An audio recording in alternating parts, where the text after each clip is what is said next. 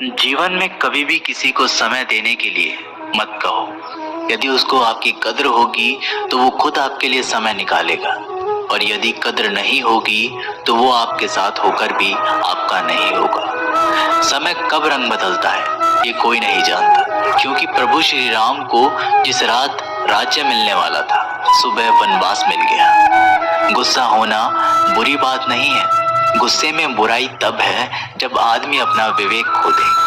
परमात्मा ने आपको सबसे अलग बनाया है, इसलिए दूसरे के जैसा बनकर अपनी वास्तविकता को नष्ट ना करें। सफलता की घटना सबसे पहले आपके मन में घटती है, उसके बाद आपके जीवन में सफल व्यक्ति अपने लिए फैसले से दुनिया बदलने की ताकत रखते हैं, और असफल व्यक्ति दुनिया के डर से अपने ही फैसले बदल देते हैं। उन लोगों को ज्यादा अहमियत मत दो जो आपको नजरअंदाज करते हो। लोग तो बहुत कोशिश करेंगे मिट्टी में दबाने की, लेकिन अपनी आदत बना लें बीज बनकर बार बार उगने की। भरोसा रखिए भगवान पर, वो यहाँ तक लाए हैं तो आगे भी लेके जाएंगे। चिंता ने आज तक कभी किसी काम को पूरा नहीं होने दिया, इसलिए चिंता करना छोड़ दीजिए। श्री कृष्ण कहते हैं, धीरे धीरे जब कुछ हो जाएगा, जैसे माली सैकड़ों घड़े पानी पेड़ पर डालता है, परंतु फल तो ऋतु आने पर ही लगता है। अर्थात धैर्य रखने से और सही समय आने पर ही काम पूरे होते हैं। कभी अकेला चलना पड़े तो डरना मत, क्योंकि शमशान शिखर और सिंहासन पर आदमी अकेला ही होता है। अगर तुम अपना राज किसी और को बताओगे तो तुम उसके गुलाम हो जाओगे। जो व्यक्ति थोड़े में ही खुश रहता है, सबसे अधिक खुशी उसी के पास होती है। दिल में चुप जाती है अक्सर अपनों की ही बातें। गैरों में इतना दम कहाँ है कि आंखों में आंसू ला दे। चाहे कितनी भी पीड़ा तुम भोग रहे हो, तुम्हारी ही निर्णय का फल है, और जिस दिन तुम निर्णय बदलोगे उसी दिन जीवन बदल जाएगा। अभिमान नहीं होना चाहिए कि मुझे किसी की जरूरत पड़ेगी, और ये वहम भी नहीं होना चाहिए कि सभी को मेरी जरूरत पड़ेगी। ये जो बीत रहा है वो वक्त नहीं, जिंदगी है। सफलता तब मिलती है जब आपके सपने आपके बहाने से बड़े हो जाते हैं। किसी के लिए कितना भी कर लो, समय आने पर वो जरूर बोल देगा कि तुमने मेरे लिए किया ही क्या है। छोड़ जाने की लाख वजह होने के बाद भी रुकने की एक वजह ढूंढ लेना ही प्रेम है। मेरा दर्द किसी के हंसने का कारण हो सकता है, लेकिन मेरी हंसी कभी किसी के दर्द का कारण नहीं होनी चाहिए। तुम सदैव कहो मेरे साथ सब कुछ बहुत अच्छा होगा। यदि पूरा होने वाला भी होगा तो भी अच्छा हो जाएगा। आत्मविश्वास वह शक्ति है जो तूफानों को मोड़ सकती है, संघर्षों से जूझ सकती है, और पानी में भी अपना मार्ग खोज सकती है। समय के पास इतना भी समय नहीं कि वह आपको दोबारा समय दे सके। दुखी होना समय की बर्बादी है। मुस्कुराने का कारण ढूंढो। आपका पूरा विचार अपने बारे में दूसरों से लिया गया उधार है, या उन लोगों से उधार लिया गया है जिन्हें अपने बारे में खुद पता नहीं है। वाणी ही इंसान का गहना है। शक्ल सूरत तो उम्र और हालात के साथ बदल जाती है, इसलिए अपनी वाणी को सुंदर रखिए। आप चाहकर भी अपने प्रति लोगों की धारणा नहीं बदल सकते, इसलिए सुकून से अपनी जिंदगी जिए और खुश रहें। शायद इसलिए पीछे हूँ क्योंकि मुझे होशियारी नहीं आती है। बेशक लोग ना समझे मेरी वफादारी, मगर मुझे गद्दारी नहीं आती। जब आप कोशिश करते हैं तो आप नहीं जानते कि क्या हो सकता है, लेकिन यदि आप कोशिश ही नहीं करेंगे तो कुछ भी नहीं होगा। लगन व्यक्ति से वो करवा लेती है जो वह नहीं कर सकता। साहस व्यक्ति से वो करवाता है जो वह नहीं कर सकता, किंतु अनुभव व्यक्ति से वही करवाता है जो वास्तव में उसे करना चाहिए। आपके हर कर्म का फल आपको किसी न किसी रूप में अवश्य प्राप्त होता है। जिंदगी में हार एक सबक है जो खुद को सुधारने का मौका देती है। किसी को प्रेम देना सबसे बड़ा उपहार है, और किसी का प्रेम पाना सबसे बड़ा सम्मान है। एक बार की बात है, एक अमीर व्यक्ति था। वो व्यक्ति श्री कृष्ण का बहुत ही बड़ा भक्त था। एक बार वो अमीर आदमी घूमने के लिए अपनी नाव लेकर समुद्र में चला जाता है। फिर वह समुद्र में घूमते घूमते बहुत आगे निकल जाता है। तो इतने में अचानक से समुद्र में जोर का तूफान आ जाता है, जिस कारण से उस अमीर व्यक्ति की नाव पानी में डूबने लगती है। तो फिर वो अपनी जान बचाने के लिए नाव में कूद जाता है और फिर वह समुद्र में तैरते हुए एक निर्जन टापू पर पहुंच जाता है, जहां पर दूर दूर तक उसे कोई नजर नहीं आ रहा था। इतने में समुद्र के किनारे उसे एक झोपड़ी दिखाई दी। थका हारा वह व्यक्ति उस झोपड़ी में जाकर सो गया। इतने में फिर से समुद्र की जोर का तूफान आ गया और वो अमीर व्यक्ति जिस झोपड़ी में सोया था उस झोपड़ी के ऊपर बिजली गिर गई, जिसके कारण उस झोपड़ी में आग लग गई और वह किसी तरह से अपनी जान बचाकर झोपड़ी से बाहर आ गया और उसकी जान फिर से बच गई। वो आदमी यही सोचने लगा कि आखिर मेरे साथ ऐसा गलत क्यों हो रहा है। और इतने में ही समुद्र में एक बड़ी सी नाव गुजरती है। उस नाव के चालक को एक दूर धुआं दिखाई देता है।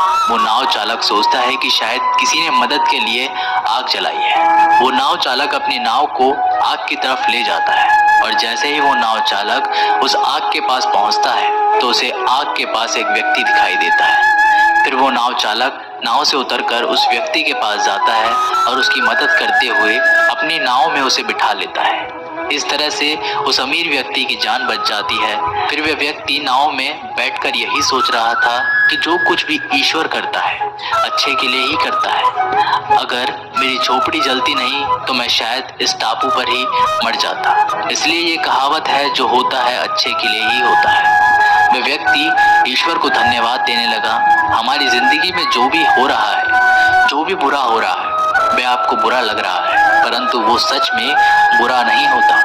अगर आज आपको लगता है कि जो हो रहा है वो बुरा हो रहा है, परंतु आने वाले समय में आपको पता लगता है कि जो हुआ वो अच्छे के लिए ही हुआ। कमाल है ना। किस्मत सखी नहीं फिर भी रूठ जाती, बुद्धि लोहा नहीं फिर भी जंग लग जाती है, आत्मसम्मान शरीर नहीं फिर भी घायल हो जाता है, और इंसान मौसम नहीं फिर भी बदल जाता है। जिस व्यक्ति को अपने रिश्तों की कदर नहीं होती उसके साथ खड़े रहने से अच्छा है अकेले खड़ा रहना। ये अभिमान नहीं, स्वाभिमान है। अगर आप केवल भविष्य के बारे में सोचते रहोगे तो आप वर्तमान को भी खो दोगे। दोस्तों, आज की इस वीडियो के माध्यम से हम आपको कुछ ऐसे तरीके बताएंगे जिनसे आप धोखा खाने से खुद को बचा सकते हैं। भावनात्मक रूप से कमजोर आदमी का लोग हमेशा फायदा उठाते रहते हैं। जो भी इंसान नर्म दिल का होता है, यानी कि भावनात्मक रूप से करुणावान होता है, वह अपनी करुणा बस दूसरों की सहायता तो कर देता है, लेकिन बदले में उसे हमेशा धोखा ही मिलता है। तो क्या एक इंसान को भावनात्मक नहीं होना चाहिए? क्या उसे दूसरों पर भरोसा नहीं करना चाहिए? दूसरों की सहायता नहीं करनी चाहिए? क्या करुणावान और संवेदनशील होना गुनाह है? कोई गलती है? कोई संवेदनशील आदमी दिल का बहुत अच्छा होता है। आइए जानते हैं इस कहानी के माध्यम से। एक बार एक युवा लड़का जंगल के पेड़ों पर मुक्के मार रहा था। वह बड़े जोर जोर से मुक्के मार रहा था। वह अपने मन का गुस्सा निकालने की कोशिश कर रहा था। शायद उसको किसी ने धोखा दिया था या फिर उसके साथ बहुत बुरा हुआ था, जिससे वह बहुत ज्यादा परेशान था। उसे कहीं भी शांति नहीं मिल रही थी। वह लगातार उस पेड़ पर मुक्का मार रहा था, जिससे उसकी उंगलियां लहूलुहान हो चुकी थीं। उसी जंगल में एक शीतल पानी का झरना था। वहां पर एक बिच्छू रोज संध्या के समय स्नान करने आया करते थे। ये उनका नित्य का नियम था। आज जब वह बिच्छू इस रास्ते से स्नान करने के लिए उस जंगल में आए तो उन्होंने देखा कि लड़का जोर जोर से चीख रहा था और रो रहा था और लगातार उस पेड़ पर मुक्के मारे जा रहा था। उस लड़के के आसपास कोई मौजूद नहीं था। इससे उस बिच्छू को उस युवक की चिंता होने लगी। उसने सोचा कि अगर मैं इसे ऐसे ही छोड़कर चला जाऊं तो कहीं ये आत्महत्या न कर ले। ऐसे विचार आने के बाद भी वह कुछ नहीं बोले। वह लगातार उस युवक की तरफ देखे जा रहा थे। कुछ देर तक तो उस युवक ने उस बिच्छू को नजरअंदाज किया, लेकिन कुछ देर बाद उसे अजीब सा लगने लगा। उसने सोचा, ना तो यह मुझे रोक रहा है और ना ही कुछ कह रहा है, ये तो बस मुझे देखे जा रहा है। इसका क्या मतलब है? बड़ा अजीब आदमी है। ऐसे ही विचार उस लड़के के मन में उठने लगे। जब कुछ देर बाद भी वह भिक्षु कुछ नहीं बोला तो लड़के ने अचानक से उस भिक्षु से पूछा कि महाशय, आप अपने रास्ते क्यों नहीं चले जाते? आपको क्या मतलब? आप खड़े होकर मुझे देख क्यों रहे हैं? भिक्षु ने बड़े शांत स्वर में कहा कि मैं तुम्हें रोक नहीं रहा हूँ, तुमसे कुछ कह नहीं रहा हूं तो मुझसे तुम्हें क्या परेशानी है? मेरी तरह ही ये पेड़, पौधे और पक्षी, ये सब तुम्हें तो देख ही रहे हैं। जब इनसे तुम्हें कोई परेशानी नहीं है तो मुझसे क्यों परेशानी है? यह सुनकर और लड़का जोर से चीख कर बोला, मुझे सबसे परेशानी है। मैं सबसे नफरत करता हूँ। यहाँ पर सब धोखेबाज, गद्दार लोग रहते हैं। कोई किसी का नहीं होता इस दुनिया में। इस तरह बोलते बोलते वह फूट फूट कर रोने लगा और रोए जा रहा था और भिक्षु उसे देखे जा रहा था। वह भिक्षु उसे चुप करने की कोशिश भी नहीं कर रहा था। यह बात तो उस लड़के को और ज्यादा अजीब लगी। अब रोना छोड़कर उस लड़के ने सीधे खड़े होकर उस भिक्षु से कहा, आप बड़े अजीब आदमी हैं। आपके सामने कोई इंसान रो रहा और आप उसे चुप भी नहीं कर सकते। आपके मन में बिल्कुल भी संवेदना नहीं है। बड़े अजीब और कठोर हृदय वाले साधु हैं आप। आपको अपने साधु होने पर खेद होना चाहिए। और ऐसे ही ना जाने क्या क्या जली कटी बातें वह युवक उस भिक्षु को सुनाने लगा। कुछ देर बाद जब युवक की सारी भड़ास निकल चुकी, तब भिक्षु ने बड़े ही शांत स्वर में कहा कि आज मैं तुम्हें कंधा दे सकता हूँ, तुम्हारे आंसू भी पोंछ सकता हूँ, लेकिन इससे तुम्हारी समस्या का समाधान नहीं होगा। कुछ देर के लिए तुम्हारा मन शांत हो जाएगा, उसके बाद फिर वही जिंदगी, वही लोग जो तुम्हें आज कंधा देने के लिए भी तुम्हारे पास नहीं है। फिर से तुम उसी जिंदगी में लौट जाओगे। कोई तुम्हें धोखा देगा, कोई तुम्हारा फायदा उठाएगा और तुम अपने मन को ऐसे ही तकलीफ पहुंचाते रहोगे। तो आंसू पोंछने की बजाय तुम्हें मुझसे कुछ ज्ञान की बातें लेना चाहिए, जिससे तुम्हें जीवन में कोई भी धोखा ना दे सके, तुम्हारी अच्छाई का कोई भी फायदा ना उठा सके। याद रखना, आंसू पोंछने वाले तो तुम्हें बहुत मिल जाएंगे, लेकिन ध्यान और सही समझ देने वाला कभी ही कोई इंसान मिलता है। भिक्षु ने उसे बताया कि मैं पास ही के झरने में स्नान करने के लिए जा रहा हूँ। बड़ा ही शीतल पानी है वहाँ का। अगर तुम चाहो तो तुम भी मेरे साथ चल सकते हो। यहाँ पर अकेले परेशान होने से अच्छा है कि तुम झरने के शीतल पानी में स्नान करो, जिससे तुम्हारा दिमाग, मन, मस्तिष्क और तुम्हारा शरीर सब कुछ पवित्र हो जाएगा। यह सुनकर वह लड़का उस भिक्षु के पीछे पीछे हो लिया। जंगल के बीचों बीच रास्ता झरने की तरफ जाता था। जंगल में सन्नाटा छाया हुआ था। उनके पैरों तले सूखे पत्तों की चरमराने की आवाज पूरे जंगल में गूंज रही थी। आज पूर्णिमा की रात थी और आसमान में चांद अपनी उजली रोशनी उस जंगल में फेंक रहा था। उस रोशनी में दोनों उस झरने की तरफ बढ़ते चले जा रहे थे। रास्ते में चलते चलते उस युवक ने उस भिक्षु से कहा कि महात्मन, आपकी जिंदगी मस्त है। आपको किसी चीज की कोई परेशानी नहीं है। आपको पता है कि दुनिया में कैसे कैसे लोग बसते हैं, कितने धोखेबाज, कितने मक्कार, और सबसे बड़ी बात, अपने लोग ही धोखा देते हैं, जिनसे हम प्रेम करते हैं, जिनको हम अपना मानते हैं। जब उन्हीं से धोखा मिलता है तो कैसा महसूस होता है। कभी कभी तो ऐसे लगता है कि भोले और दयालु लोगों के लिए यह दुनिया नहीं बनी है। ये धोखेबाजों के लिए है, मक्कारों के लिए है। वही यहाँ पर फलते फूलते हैं, वही आनंद से जीते हैं। और हमारे जैसे लोग जो दूसरों की सहायता करते हैं, दूसरों को अपना मानते हैं, वह हमेशा जीवन भर दुख में रहते हैं। यही जीवन की सत्यता है और यही संसार है जिसमें हमें रोज घुट घुट कर मरना पड़ता है।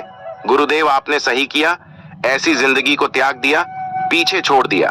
अब बस अपने में मस्त, किसी से कोई परेशानी नहीं है, किसी की कोई चिंता नहीं। मैं भी सोचता हूँ कि मैं भी संन्यास ले लूं।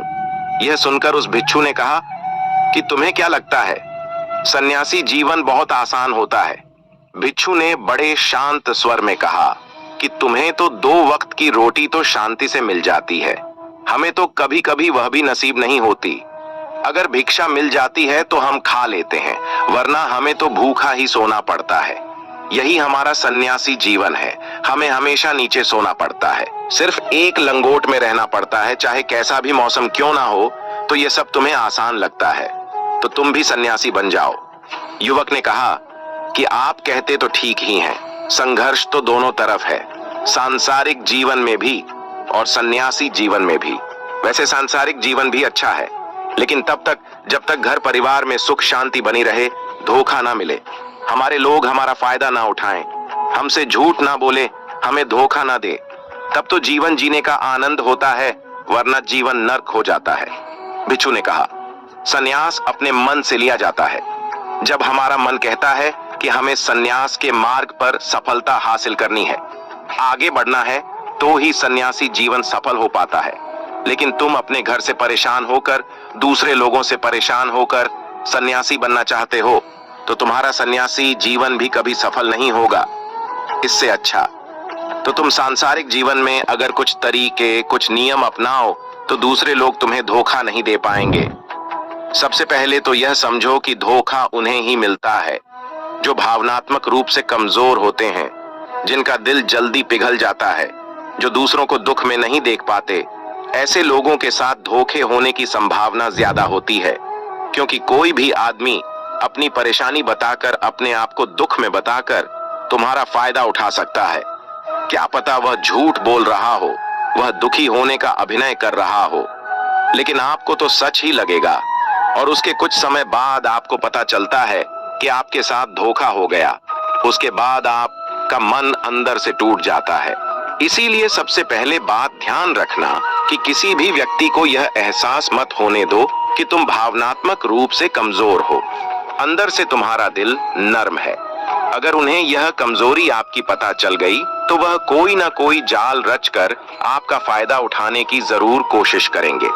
चाहे आप अंदर से संवेदनशील हो, दूसरों की मदद करने वाले हो, लेकिन किसी को एहसास मत होने दो।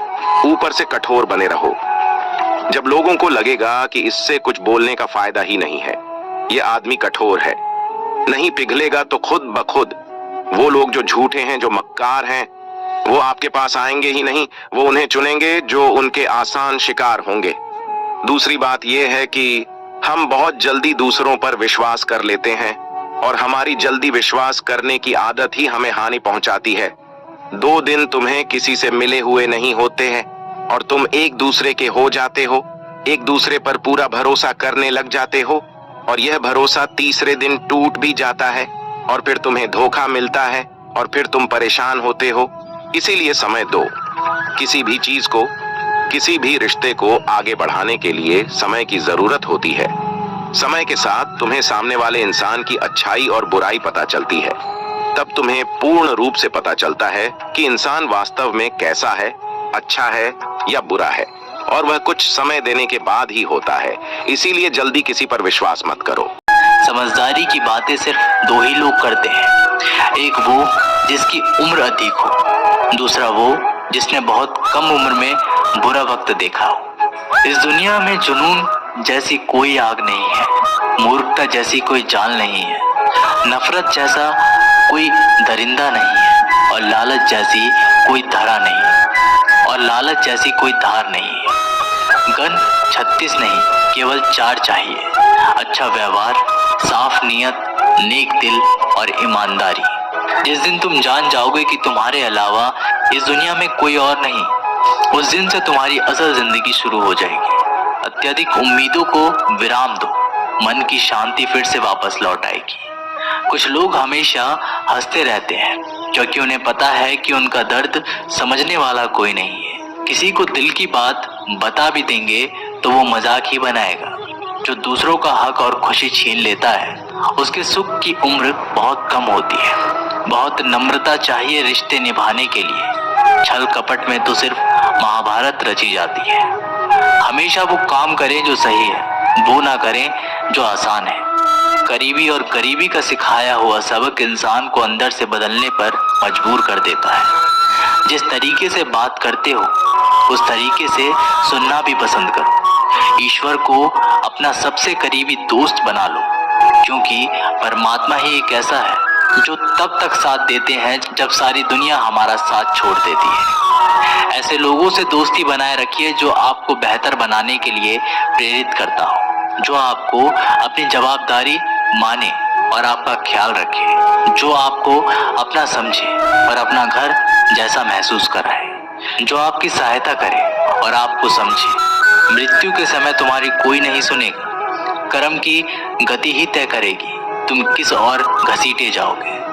खुश रहना है तो जिंदगी के फैसले अपनी परिस्थितियों को देखकर लें। दुनिया को देखकर जो फैसले लेते हैं वो दुखी ही रहते हैं।